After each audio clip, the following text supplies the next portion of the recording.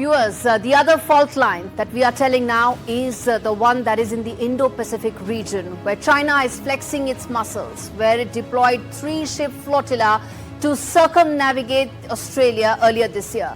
Is set to be now the biggest contestation, the Indo-Pacific region.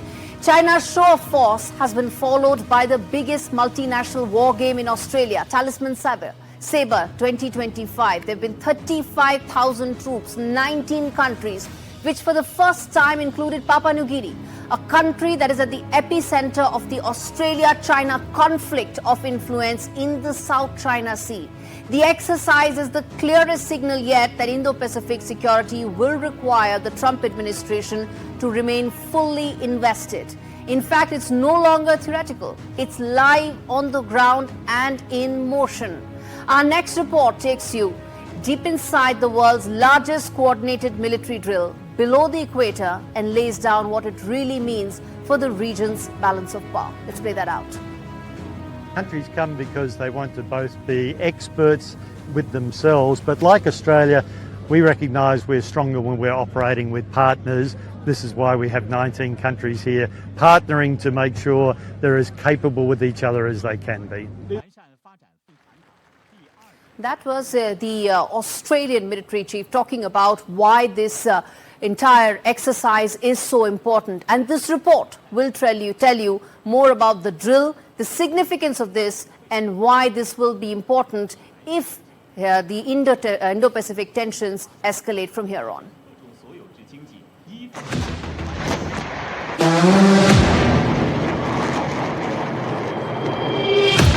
Across Australia, the terrain is alive with movement. Fighter jets tear through the clouds, amphibious craft carve through surf, naval convoys hold formation. This is Exercise Talisman Sabre 2025, a display of military coordination on a scale this region has never seen. Once a US-Australia bilateral drill, it now draws 35,000 troops from 19 nations. The goal, not conquest but clarity, to prove that coordination and peace is the best guardrail against conflict. But just off the radar, another game plays out. Chinese surveillance vessels trail the exercises, collecting signals, watching every move.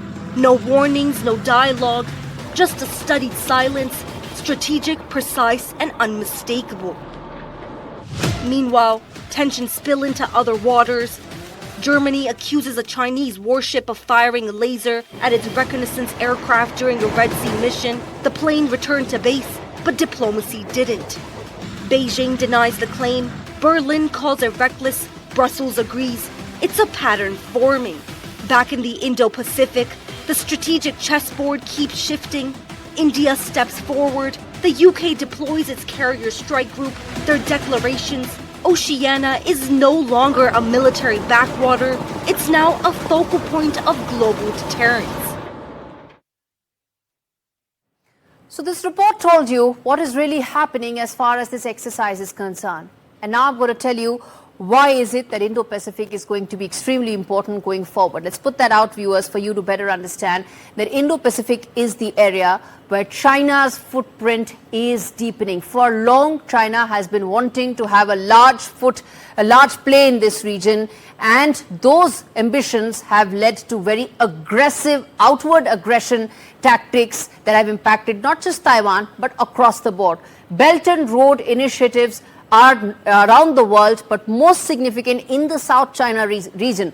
All ASEAN countries, several others, those farther into the Pacific, are being pumped into, money is being pumped through the Belt and Road Initiative, which is how China is gaining even more leverage here. Exercises near the Australian coastline are growing more frequent. The one that it did this year in February, March was meant to send a very strong message to Australia. And Australia is extremely vulnerable because it is also China's largest trading partner, and it also faces the biggest security maritime threat from China as well. And Australia is also an alliance partner of the US, which complicates things further. Now, there is a triangle that is taking form there, and Taiwan is no longer the exception. Let's put that out. Taiwan is not the only one that is said to be most impacted if there is greater Chinese aggression. It could be several other countries Australia being one, but the entire ASEAN region also likely to be impacted. Next, US has tested the dependability of its allies in this region to understand through this exercise, through Talisman Sabre, as to where things stand in the event that there is an actual conflict. This also coincides with America's largest exercise that has taken place at the same time in the Pacific region. So which is why this is so important. But China has responded to it. It is also sending messages, and there is an expectation that as this exercise concludes, China may come out with an even stronger message to Australia, who, as I said, has a very precarious position. India has also moved on this with a lot of purpose, and the entire region is likely to redefine its role as this entire exercise comes to a close, viewers. And viewers, as far as this entire area is concerned, let's not forget that it takes one bullet, one stray instance for things to actually escalate. Germany's claim of a laser attack, Australia's close encounters in the Tasman. They are all friction points, but part of a larger concern. And that concern is that China wants to dominate the Indo-Pacific, control the seas that are lifeline to world's 40% of oil traffic. China's expanding naval activity all the way from the contested waters near Taiwan to the live fire zones off Australia's coast. This is not just simple posturing. It's normalization of proximity, of unpredictability, and something that is now going to be responded. This is the time when India has also participated in this. It marks a significant step in New Delhi's expanding military diplomacy, its strategic outreach, its ambitions as a major naval player in this region. After all, Indo-Pacific is named after India. It's also the core member of the Quad grouping, along with US, Japan, Australia.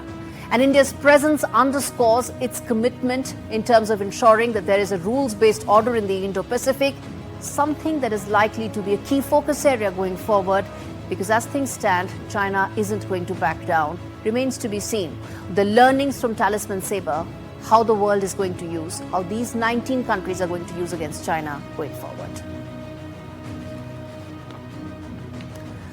All right, viewers, with that, it's a wrap of this edition of Faultlines. We're going to come back in our next episode with two more fault lines, two more issues that need to be decoded, where we go beyond the headlines and beyond the divide. But thanks so much for watching this edition.